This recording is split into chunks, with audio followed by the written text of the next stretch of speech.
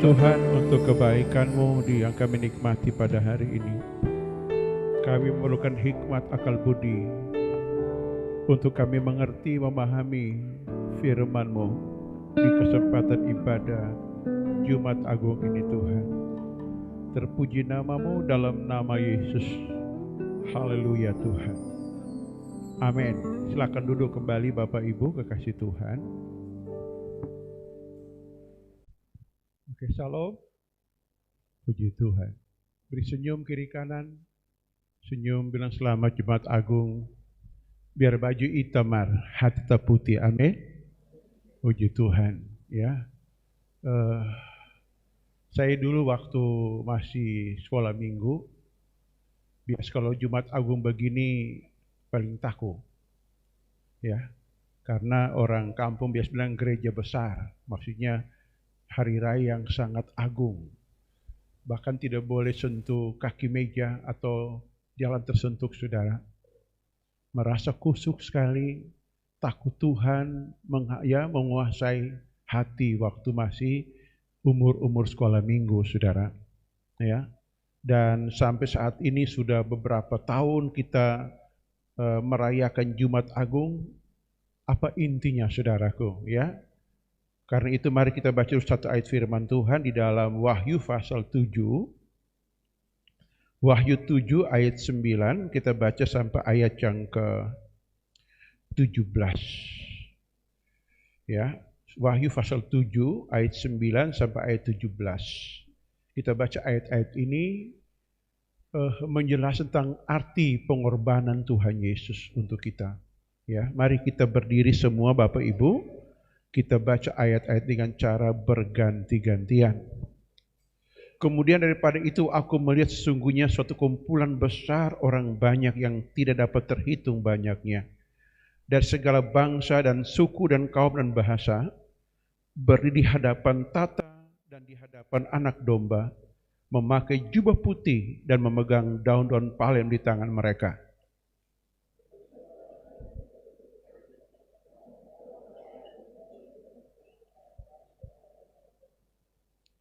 Dan semua malaikat berdiri sekeliling tata dan tua-tua dan keempat makhluk itu. Mereka tersungkur di hadapan tata itu dan menyembah Allah.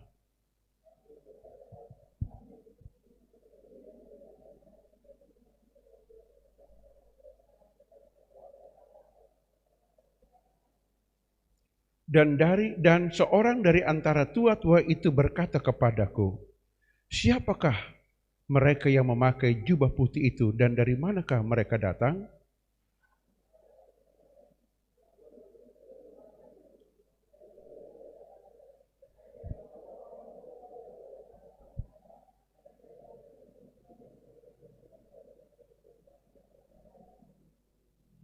Karena itu mereka berdiri di hadapan tata Allah dan melayani Dia siang dan malam di bait sucinya, dan Ia yang duduk di atas tata itu akan membentangkan kemahnya di atas mereka.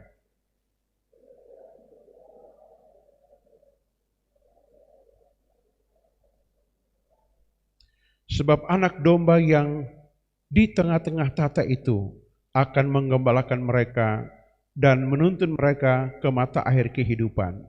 Dan Allah akan menghapuskan segala air mata mereka. Air mata dari mata mereka. Amin. Silakan duduk kembali. Puji Tuhan. Kitab Wahyu ini kitab yang mengungkapkan peristiwa yang terjadi sebelum kematian Tuhan atau sesudah kematian Tuhan. Ya. Jadi Yohanes menulis firman ini, saudara, berapa puluh tahun kemudian, maka dia menulis kitab Wahyu di Pulau Patmos. Dan Tuhan sendiri mengajar tentang bagaimana makna dari kematian Tuhan Yesus. Kalau kita perhatikan ada 4 tujuan kematian Tuhan di sini, ya. Tujuan kematian dari Tuhan Yesus. Tujuan yang pertama adalah untuk menyelamatkan seluruh kaum dan bahasa. Ya, disebutkan di ayat tadi, ayat yang ke-9.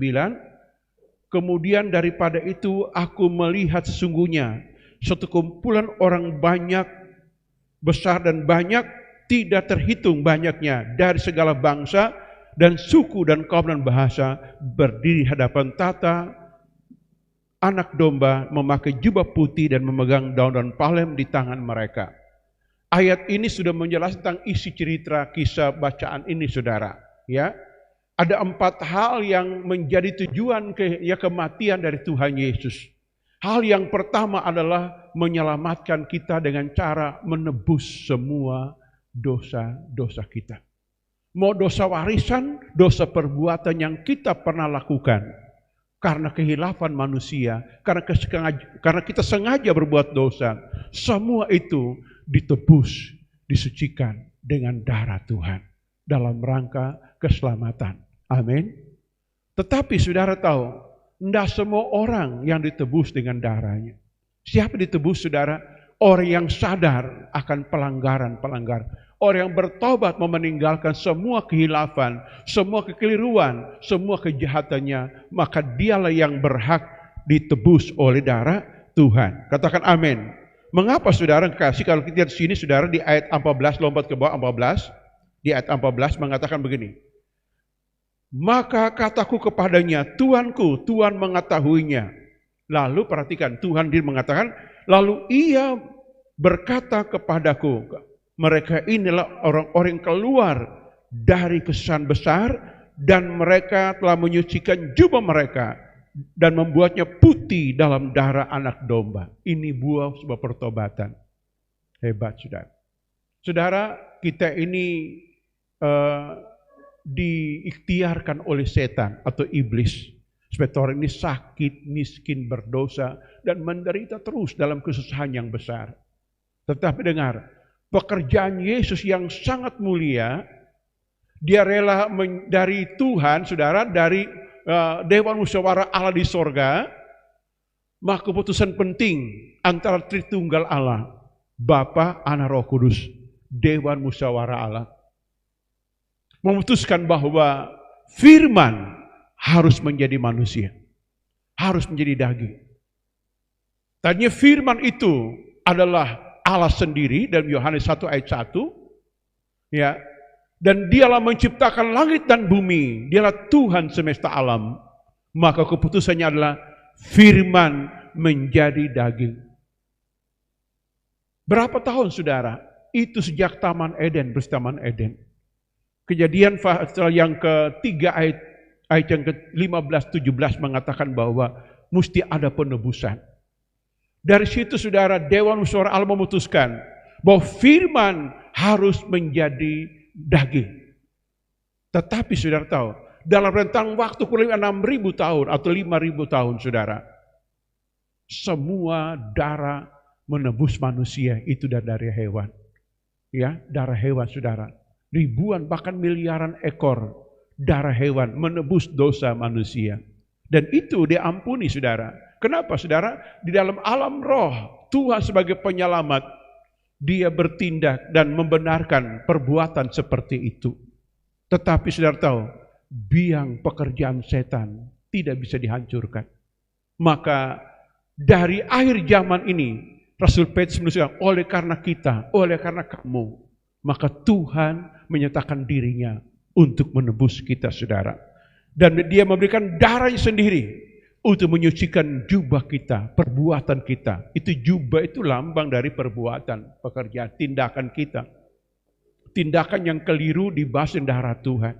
Pada waktu kita menyembah, ya, autokritik, saudara, otomatis mengoreksi diri kita. Tuhan, kita salah ini dia, salah ambil keputusan, salah bertindak, salah berbicara. Tuhan, salah tindakanku, saya sadar, saya memperbaiki. Di situ darah Tuhan menyucikan kita. Dalam masa kesabaran Tuhan, saudara lihat, kita baca Roma pasal 3, ayat yang ke-24 dan 25. Tunjukkan di layar. Roma pasal 3, ayat 24 dan 25. Silakan. Dan oleh kasih karunia, telah dibenarkan dengan cuma-cuma karena penebusan dalam Kristus Yesus. Terus, Kristus Yesus telah ditentukan Allah menjadi jalan pendamaian karena iman dalam darahnya. Perhatikan saudara. Bapa menentukan keputusan di surga. Ya, tiga pribadi Allah ini saudaraku memutuskan bahwa Yesus firman menjadi daging atau disebut Yesus penyelamat untuk jalan pendamaian. Memberi darahnya untuk kita. Jadi kita beriman. Kata iman percaya. Kita periksa diri kita. Dengar firman Tuhan. Minggu lalu dengan iman. Kita dengar firman. Kita koreksi diri kita. Kita perbaiki semua hal-hal yang buruk. Yang menghantui, membuat kita trauma, saudara. Kita perbaiki semuanya. Dan di situ darah Tuhan menyucikan kita. Di Wahyu pasal yang ke-7 ayat 14 ini. Ya, mereka keluar dari kesusahan besar. Dan mereka telah menyucikan jubah mereka. Dan membuatnya menjadi putih dalam darah anak domba Allah. Itu hebatnya karya penebusan tanpa orang sadari, saudaraku. Ya. Paulus menulis dalam 1 Korintus pasal yang ke-11. Setiap kali kamu makan perjamuan, kamu beritakan kematian Tuhan sampai ia datang. Dengar, Tuhan mati bukan sebagai martir, tetapi untuk menyucikan kita. Dia rela menghambakan diri sampai mati, saudara. Agama lain tidak mengerti hal ini. Alkitab mengatakan dalam 1 Korintus pasal yang ke-12, tidak seorang pun memanggil Yesus Tuhan kecuali dikaruniakan Roh Kudus, saudara. Makanya pantas orang hidup hawa nafsu, dosa, berzina, saudara, mabuk, nggak akan mengaku Yesus sebagai Tuhan, nggak akan. Hanya orang yang dijamah Roh Kudus saja yang bisa mengakui Yesus sebagai Tuhan. Ya, betul tidak? Tidak ada seorang pun, saudara. Ya. Karena itu kita melihat di sini bahwa Tuhan ingin kita mengerti bahwa keselamatan manusia itu ya membutuhkan penebusan di dalam darah Tuhan Yesus. Bila amin. Bila amin. Itu tujuan yang pertama, saudara, ya. Tujuan yang kedua, kita balik lagi Wahyu pasal yang ke-7 tadi ayat yang ke-9, ya, ayat yang ke-9, saudara, di kalimat yang ketiga disebutkan begini, ya. Karena ada beberapa koma di sini, ya, koma yang terakhir, berdiri di hadapan tata dan di hadapan anak domba, koma, semua sambung, memakai jubah putih dan memegang daun-daun palem di tangan mereka. Apa artinya daun-daun palem? Ya, teman-teman kita dari gereja Katolik ada pawai di jalan bawa daun palem. Itu sama dengan di dalam Injil, sudah dalam Markus. Ya, Yesus Yusuf bawa daun-daun palem, saudara. Apa artinya daun palem? Daun palem itu lambang kemenangan. Ya, prajurit yang berjalan di dalam kemenangan. Maka poin yang kedua, saudara, tujuan kematian Tuhan adalah kita dijadikan Tuhan sebagai penakluk bumi. Bilang amin. Menaklukkan semua kejahatan, semua ketidakadilan, saudara. Karena itu Alkitab berkata, pahlawan iman dari Ibrani 11 mengatakan bahwa ya mereka itu bisa memadamkan api, menghentikan peperangan, saudara, menjadi penakluk bumi. Oleh kuasa darah Tuhan, dengar, tadinya orang-orang lemah, tidak berdaya, tidak berguna, dijadikan Tuhan jadi pahlawan iman. Lah amin. Pahlawan iman. Ya, Yesaya menulis, baiklah orang lama berkata, aku ini seorang pahlawan. Beritahu pas sebelah, saya seorang pahlawan iman. Ayo kasih tahu. Saya seorang pahlawan iman. Bila amin, ini saudara. Pahlawan iman, saudaraku. Ya. Kita tidak lemah seperti orang bayangkan, tidak. Di dalam diri kita ada kekuatan besar. Tujuan Tuhan menciptakan manusia. Mari kita jadikan manusia agar mereka menguasai bumi, menjadi penakluk bumi ini. Paulus tulis pada Timotius bagian dalam 2 Timotius pasal 1 ayat yang ke-7, ya. Tuhan memberikan kepada kita roh, bukan roh ketakutan, tapi roh keberanian, penakluk. Kenapa orang jadi takut, saudara? Karena ada dosa, orang takut. sehebat-hebatnya seorang manusia, sekaya-kayanya, seberkuasanya seorang anak manusia, kalau ada dosa, maka dia akan diikat dengan ketakutan, saudaraku. Nggak akan kuat, nggak akan mampu. Termasuk orang pendeta. Seorang pendeta diurapi sekalipun urapannya maha dahsyat. Kalau ada dosa dia sembunyikan, tetap ada ketakutan, saudara. Saudara lihat Adam di Taman Eden, bersahabat dengan Tuhan. Alkitab, orang yang melihat Allah pasti mati, saudara. Adam tidak mati melihat Allah sebelum dia berdosa. Pada waktu dia berdosa, saudara tahu, dia ketakutan. Kata orang yang ketakutan datang pada salib Tuhan, darah Tuhan menyucikan kita. Lagu yang sangat hebat seringkali ternyanyikan. Meski tak layak diriku, tapi karena darah-Mu, aku datang kepadamu Tuhan. Tujuan apa kita jadi orang Kristen? Tujuan apa kita jadi anak Tuhan, saudara? Agar dosa kita diampuni dan kejahatan kita disucikan. Amin. Kenapa, saudara? Karena orang bukan penakut. Menjadi penakluk bumi ini, kita bisa usir setan, saudara. Setiap kali orang ngomong tentang setan, tentang hantu, tentang songko, kita tuh dada mendidih, saudara. Saya bilang berapa meter kekuatan, berapa kuat dia. Kita mau lihat dia kedahsyatan. Saya hanya percaya, kalau ada dosa pasti kita kalah. Tapi kalau kita tidak ada dosa, pasti jadi penakluk pemenang. Amin. Lihat orang-orang ini. Dari setiap suku, kaum dan bahasa. Mau dari Batak, dari Minahas, dari Sangir, dari Ambon, dari Papua, dari manapun seluruh bumi ini, saudara. Tatkala kita diampuni dosa, dibersihkan. Dengar, kita menjadi penakluk. Amin. Amin, saudara. Menjadi penakluk, saudara. Betul tidak? Ini, saudara. Saudara baca riwayat orang-orang pahlawan iman. Daud katakan, menghadapi Goliat, kecil Goliat. Dengan Tuhan aku hancurkan. Daniel masuk gua singa. Dia bilang singa kecil. Selera makan singa itu Tuhan yang tentukan. Aku bersama Tuhan, singa pasti ya bungkam dan jadi baik. Saudara tahu? Ya, Sadrak, Mesak, Abednego dalam dapur perapian menyala-nyala. Tidak takut, saudara. Kenapa? Tuhan bersama. Kita juga tidak punya niat mati konyol untuk tes-tes seperti itu, saudara. Situasi tertentu Tuhan kita hadapi. Dengar. Pertama, kita berdamai dengan Tuhan.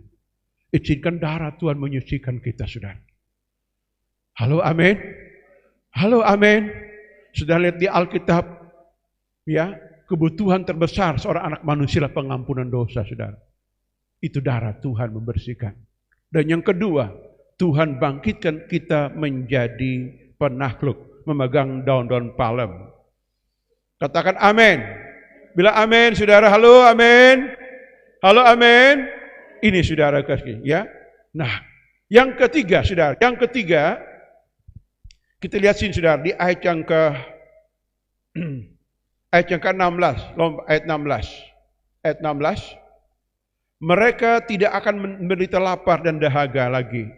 Dan matahari atau panas terik tidak akan menimpa mereka lagi. Dan perhatikan, saya uraikan kalimat terakhir dulu. Dan matahari tidak menyakiti, terik tidak menyakiti. Itu ngomong tentang kekuasaan tidak bisa menindas kita. Matahari lambang kekuasaan. Di dalam kitab Kisah Rasul pasal 2, ya, ayat yang ke-19. Matahari akan berubah gelap gulita, bulan tidak bercahaya. Siapa matahari maksud? Kerajaan Romawi tidak akan berkutik apapun terhadap kuasa Tuhan. Ini ngomong si penindas, si penjajah, orang-orang kuat berkuasa, dia ingin menindas orang lemah. Jangan takut, bersama Tuhan, Tuhan pembelamu. Matahari tidak akan bisa membuat kita sakit, terik tidak akan menyakiti hidup kita. Dalam berbagai urusan hidup, urusan pekerjaan, urusan bisnis, dengar baik. Kita orang-orang tulus, orang-orang polos, dengar, di dalam dirimu ada kuasa, ada Tuhan, Sang Pembela. Dia membela kita siang dan malam. Setan mendakwa kita, tapi dengar, setan tidak punya bukti lagi, karena darah Tuhan telah menyucikan dosa kita. dan kita diangkat Tuhan menjadi pemenang. Matahari tidak menyakiti. Betul? Saudara lihat di Alkitab, saudara, contoh zaman Gideon. Di Hakim-Hakim pasal 6 dan seterusnya. Waktu malaikat datang kepada Gideon, dia berkata, "Hai pahlawan yang gagah berani." Apa jawaban Gideon? Di manakah cerita nenek moyang tentang kehebatan Tuhan yang memperagakan mujizat kepada umat Israel pilihannya, yang mengeringkan laut, yang mengeringkan sungai Yordan, yang menghancurkan tembok Yeriko? Kenapa kami sekarang dijajah oleh bangsa Midian 7 tahun dan kami kelaparan? Nah, ini ngomong matahari menyakiti, saudara. Penjajahan di atas bumi harus dihapuskan. Undang-undang dasar pembukaan Undang 45, dia menyebutkan penjajahan di atas dunia harus dihapuskan karena sesuai dengan peri kemanusiaan, peri keadilan. Itu matahari. Ketidakadilan yang menyakiti hidup kita. Itu pekerjaan roh durhaka, saudara. Roh durhaka hingga pada pikiran orang-orang. Entah dia sebagai anak, dia akan memberontak melawan orang tua. Kalau hingga pada orang tua, dia akan menindas anak. Hingga pada penguasa bumi, saudara, dia akan menindas, bertindak semena-mena. Tapi syukur kepada Tuhan. Sila keempat, saya suka itu. Kerakyatan yang dipimpin oleh hikmat dan kebijaksanaan dalam permusyawaratan. Dipimpin oleh hikmat dan kebijaksanaan, saudara. Itu hikmat Tuhan. Keadilan. Hikmat itu keadilan murni. Ya, adil murni, saudara. Yakobus pasal 3 menjelaskan tentang hikmat dunia, saudara. Ini. Matahari tidak akan menyakiti. Orang diurapi Tuhan, diutus mengajak untuk menyelesaikan semua kesulitan bumi. Makanya orang-orang penakut Tuhan tidak mau pakai untuk sementara waktu. Sampai dia pemberani. Halo, amin. Saudara mengerti ini, saudara? Siapa sini takut gelap? Tidur di kamar takut gelap? Ada. Karena terlalu percaya mitos. Siapa sih ini takut mati? Ada, semua pasti mati, tapi tidak perlu orang takut mati, saudara. Halo, amin. Saudara, Tuhan mendesain manusia di penakluk bumi, saudara. Saudara baca sejarah dunia, orang-orang Eropa duluan jadi Kristen, saudara, berlayar tanah Eropa hanya kapal layar, bertahun-tahun di laut, saudara. Mereka mengelilingi bumi, saudara. Itu hebat. Saudara baca riwayat yang misionaris, siapa tuh? Riedel dan Swart datang di Minahasa. Berlayar bertahun-tahun dari tanah Eropa sampai di Minahasa. Saudara, mereka sampai. Enggak pakai pesawat, enggak pakai kapal laut, pakai mesin. Kapal layar sampai, saudara. Ombak besar begitu luar biasa, saudaraku. Mereka sampai. Kenapa? Karena memang mental penakluk Tuhan taruh. Halo? Kasih tahu sebelah, engkau seorang penakluk bumi bersama Tuhan. Dan jangan takut. Amin. Itu. Halo, amin. Betul tidak? Matahari tidak bisa menyakiti engkau. Penguasa bumi, saudara, ya, tidak bisa menyakiti. Maksa sedih. Kalau ibadah, kok orang nggak mau dengar firman. Saudara tahu Tuhan Yesus pernah marah kepada Marta dan Maria. Waktu datang di Marta, Maria, perumah Lazarus, saudara. Dari 3 orang saudara ini, hanya satu yang rindu mendengar firman. Satu sangat sibuk sekali memasak dan berperintah. Satu sangat sibuk untuk hanya ingin makan nama Lazarus. Datang masalah dalam keluarga, saudara. Saudara tahu, maka yang suka makan ini mati, sakit dan mati, saudaraku. Yang suka perintah ini khawatir dan ketakutan. Yang suka dengar firman menjadi seorang penyembah, menunggu waktu Tuhan. Karena kita mesti dalam kairos, saudara, tunggu kairos tiba. Dalam kronos kita tunggu, menyembah, menanti rahmat dan jawaban Tuhan. Tuhan datang di hari keempat, sesudah kematian dan penguburan. Dia tanya, di mana kubur kamu? Taruh Lazarus. Marta ngomong begini, percuma Tuhan. Subau, nggak bisa. Ya, pertama, Marta berkata, kalau engkau ada di sini, saudara tidak akan mati. Dia tuding jari kepada Tuhan Yesus, saudara.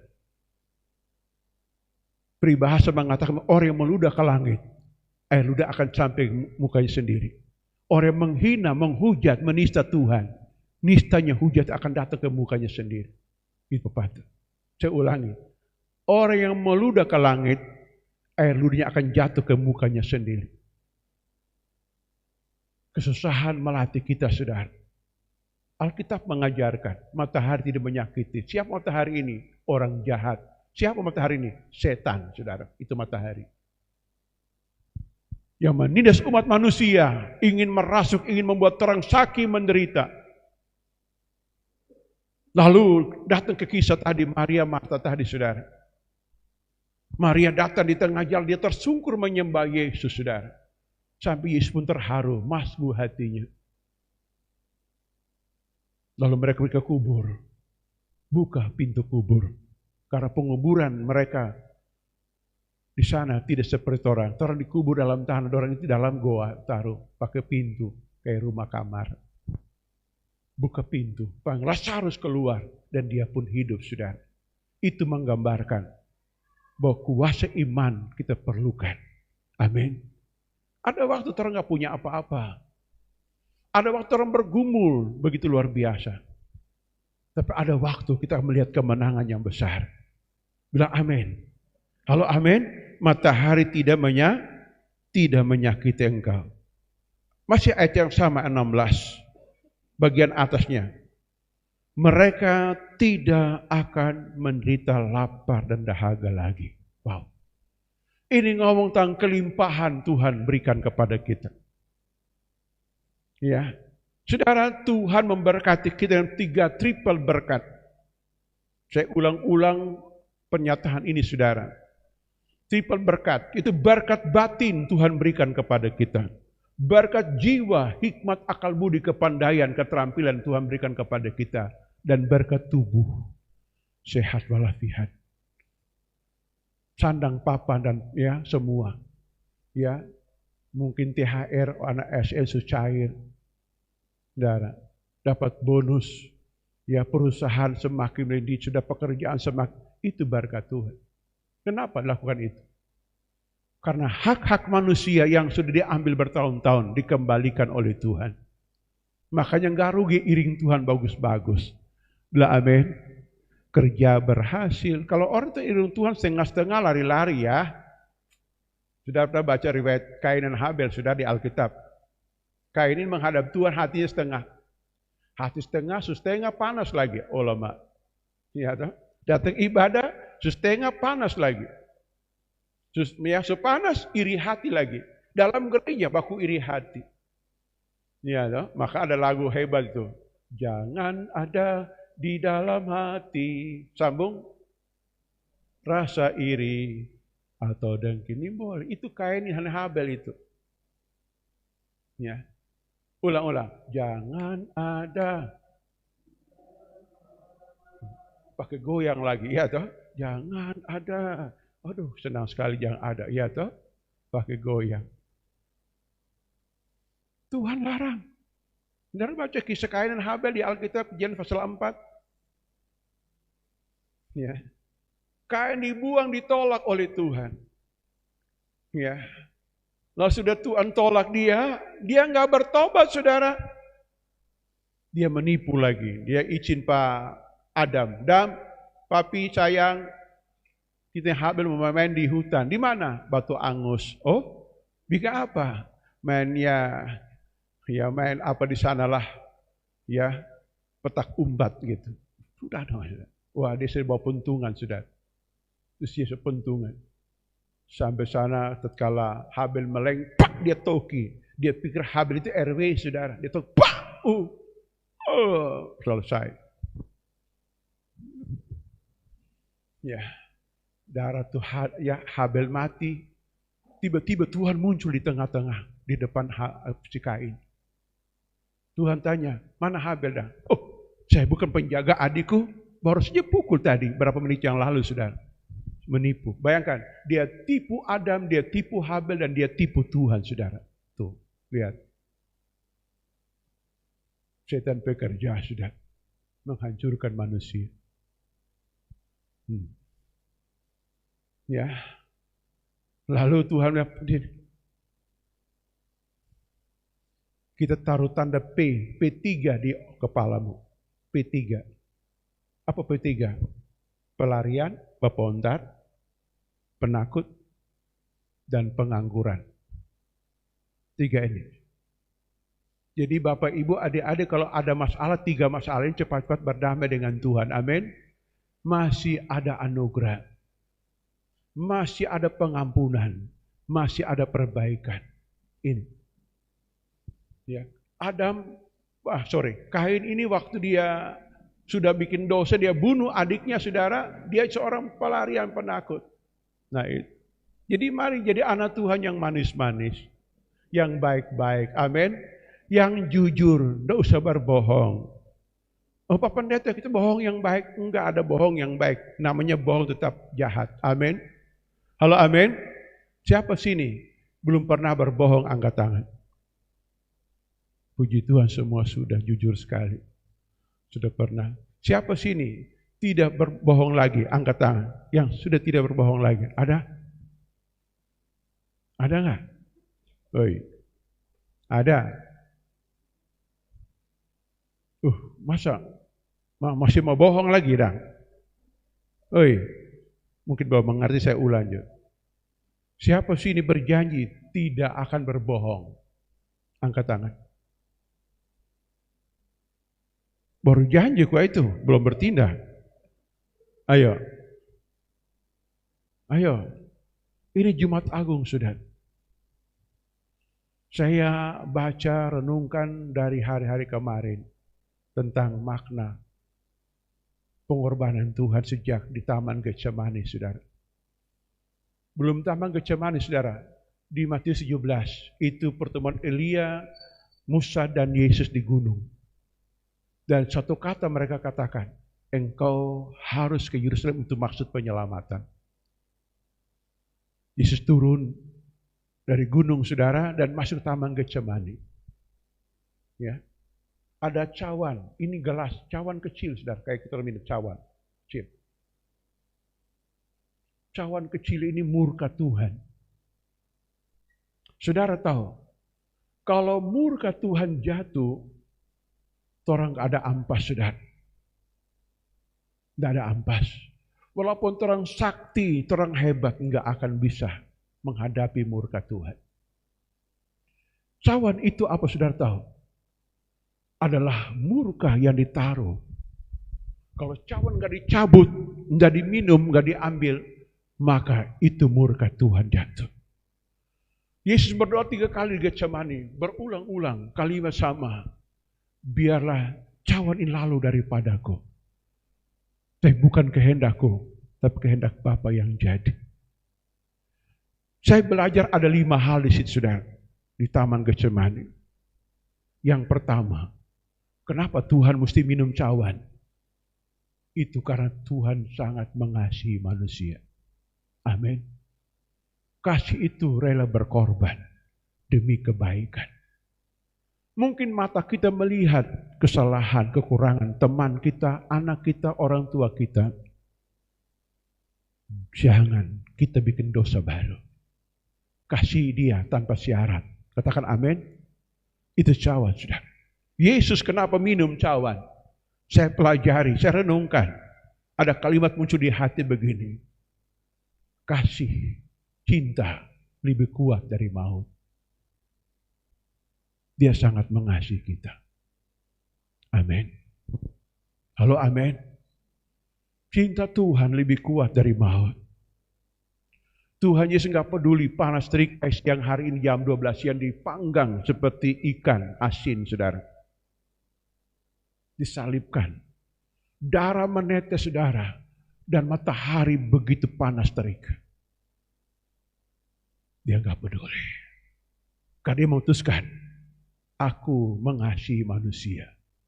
Maka muncul perkataannya, Yohanes 3 ayat 16. Itu perkataan, percakapan tingkat tinggi antar pemimpin sinode Yesus dan Nikodemus. Nikodemus bukan pendeta kecil, guru besar bangsa Israel, pemimpin agama Yahudi. Saudara, itulah yang saya pelajari. Makanya Paulus tulis, aku berdoa kepada kamu Agar kamu mengerti betapa dalam, betapa tinggi, betapa luas, betapa kasih Allah yang melampaui segala akal. Itu akal. Ini, saudara. Yang kedua yang saya pelajari Taman Getsemani adalah menyelesaikan kesulitan tanpa bikin dosa. Itu hebat. Abraham lapar, dia bikin dosa menipu di Mesir.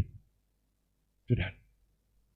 Saul, dia ingin harta bangsa Amalek, dia ambil kambing domba dan dia bikin dosa, saudara. Saudara, kita belajar, Tuhan mengizinkan sebuah kesulitan dalam hidup kita. Jangan bikin dosa baru. Kalau kita sudah nggak punya akal lagi, ya, kehabisan akal, nggak punya kekuatan, sudah hilang kesabaran, jalan terbaik, lipat lutut dan berdoa menyembah Tuhan. Tuhan, aku nggak ngerti apa-apa lagi, beri aku hikmat yang baru. Di situ Tuhan tolong kita. Kita belajar Yesus seperti itu. Dia di Taman Getsemani, saudara. Dia tidak mau bikin dosa baru dalam kesulitan itu. Dan dia tersungkur. Alkitab mengatakan, peluhnya keluar seperti titik darah. Itu hebat, saudara. Dia nggak mau bikin dosa. Dia penyembah. Ini, saudara. Hal yang ketiga saya pelajari di Taman Getsemani adalah ketaatan mutlak kepada perintah. Itu sebenarnya bukan perintah, komitmen bersama, saudara, di sorga. Sebab tanpa pertumpahan darah nggak ada penebusan, saudara. Maka hal yang ketiga yang saya pelajari adalah Tuhan punya sifat ketaatan mutlak kepada keputusan bersama dalam Dewan Musyawarah Allah. Sama dengan presiden sebuah negara. Presiden melakukan suatu perintah berdasarkan undang-undang yang disepakati antara dewan dengan pemerintah. Ini sudah. Itu presiden. Ya. Jadi negara kita negara hukum. Ya, sebuah aturan disepakati dulu antara wakil rakyat dan pemerintah. Maka muncul namanya undang-undang. Tuhan Yesus pun demikian. Dia datang di bumi karena keputusan ilahi, mesti ada penebusan. Ya, tidak ada pengampunan tanpa penebusan atau tanpa pertumpahan darah. Ini perlu kita ngerti. Maka ketaatan mutlak tadi disebutkan, wah luar biasa. Ini dahsyat. Hal yang keempat yang saya pelajari adalah dia tidak mau melibatkan siapapun dalam penderitaan ini. Terkadang kita ini disuruh mendoakan dan disuruh berdoa bersama-sama. Tapi Tuhan lebih suka kita dewasa rohani berdoa sendiri, hadapi sendiri. Makanya Alkitab menulis begini, dia sendiri telah memikul dosa ketika kayu salib, sendiri, kesendirian.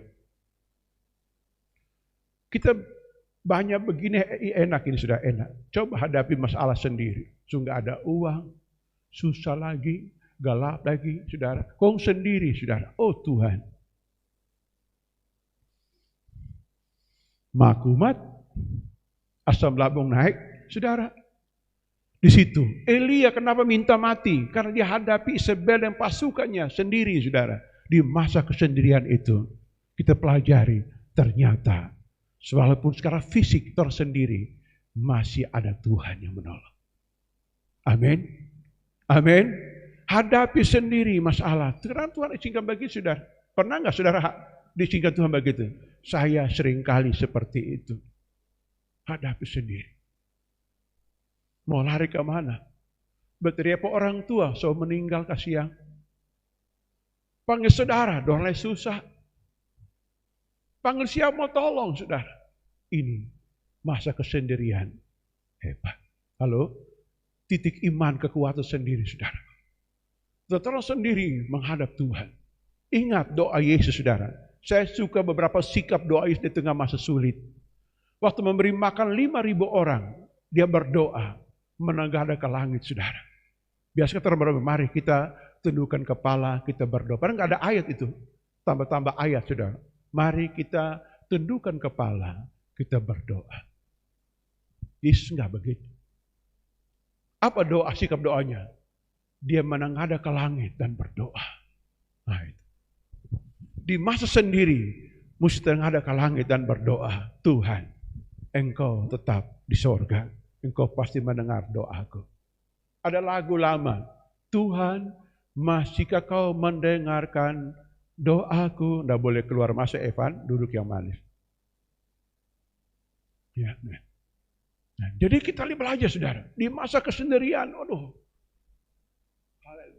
Tengah malam bangun Jo, Bapak Ibu adik-adik. Angkat wajah ke surga. Sudah lihat Tuhan latih iman Abraham. Malam-malam dia bawa keluar dari tendanya. Angkat wajahmu, hitung bintang, itu sebanyak anakmu. Kekuatan manusia letak di pandangannya. Di masa kesendirian kalau kita memandang masalah kita kolaps saudara. Tapi kita pandang janji Tuhan, besarnya Tuhan, kebesaran, kemahakuasaan, kejujuran Tuhan, kasih sayang Tuhan. Tuhan pasti tolong kita. Tepuk tangan bagi nama Tuhan saudara. Ini saudara. Haleluya. Dan poin yang kelima sebelah taman Getsemani adalah penyerahan hak yang mutlak saudara. Tidak punya hak. Hak saya hanya tunduk pada kebenaran. Itu kita belajar saudara. Kenapa orang muda pahit dan emosi saudaraku? Karena dia mempertahankan haknya saudara. Kepahitan, emosional, kemarahan karena mempertahankan hak saudaraku. Karena itu kita belajar bahwa kita belajar menyerahkan hak kita kepada Tuhan. Amin. Amin saudara. Halo amin saudaraku. Haleluya. Puji Tuhan saudara. Dan poin yang terakhir yang keempat. Balik lagi di Wahyu pasal 7 tadi saudara. Disebutkan begini. Ya. Di ayat 15 dan ayat 17. Karena itu mereka berdiri di hadapan tata Allah dan melayani dia siang dan malam di bait sucinya. Dan ia yang duduk di atas tata itu akan membentangkan kemahnya di atas mereka. Sebab anak domba, ayat 17. Sebab anak domba yang di tengah-tengah tata itu akan menggembalakan mereka dan menuntun mereka ke mata air kehidupan. Dan Allah akan menghapuskan segala air mata dari mata mereka, saudara. Ini ngomong tentang perlindungan dan kepuasan. Perlindungan dan kepuasan, saudara. Jadi kalau kita percaya bahwa Tuhan itu hebat dan dahsyat, saudara, darah yang tertumpah kepada kita. Alkitab berkata bahwa kita melayani Tuhan dan Tuhan membentangkan kemahnya, perlindungan. Ya. Ada lagu, lingkupiku dengan sayapmu, naungiku dalamku, ini akan dalam kuasamu. Dia membentangkan sayap perlindungannya, membentangkan kemahnya, tendanya, menaungi kita. Itu ngomong tentang otoritas kerajaan surga. Dalam kerajaan surga ada kemenangan, ada mujizat, ada kuasa yang besar. Kita jadi miliknya untuk selama-lamanya, saudaraku. Kesimpulan kita hari ini, di Jumat Agung ini, saudara. Kita generasi yang tidak melihat secara mata tentang pengorbanan fisik Yesus. Tapi kita duka setiap hari rumah-rumah. Dan orang pernah mengalami duka. Orang yang paling kita kasihi mungkin meninggal. Saudara. Hati kita teriris, terpaku, saudara. Tapi lihat, pengorbanan Yesus itu korban agung dari surga yang terbaik untuk umat manusia. Dari korban inilah kita pelajari tentang kasihnya besar untuk kita. Amin. Untuk karya keselamatan. Jangan kita berbuat dosa lagi. Bilang amin. Itu pertama. Yang kedua, kalau kita menghargai anugerah Tuhan, jangan bikin dosa lagi. Ada dosa kesalahan, cepat-cepat selesaikan. Karena dosa berujungnya maut, saudaraku. Yang ketiga, saudara. Kalau kita diizinkan Tuhan untuk sudah diampunikan dosa, beri diri kita menjadi pelayan Tuhan yang penuh kemenangan. Bilang amin. Godaan apa datang menggoda kita berupa apapun yang ingin menjatuhkan, jangan hiraukan. Datang kepada Tuhan yang baik. Bilang amin. Dan yang terakhir adalah ingat, Tuhan beserta kita. Darahnya menyucikan kita dan Tuhan mau torang jadi penakluk bumi ini, menjadi pemenang. Setan gak ada apa-apanya. Dia sudah dikalahkan dan kita menjadi pemenang. Amin. Para pelayan Tuhan ke depan, kita akan menyembah Tuhan di hari ini. Engkau baik bagi kami Tuhan. Meski tak layak diriku, tetapi karena darah-Mu dan karena Kau memanggilku, ku datang Yesus padamu.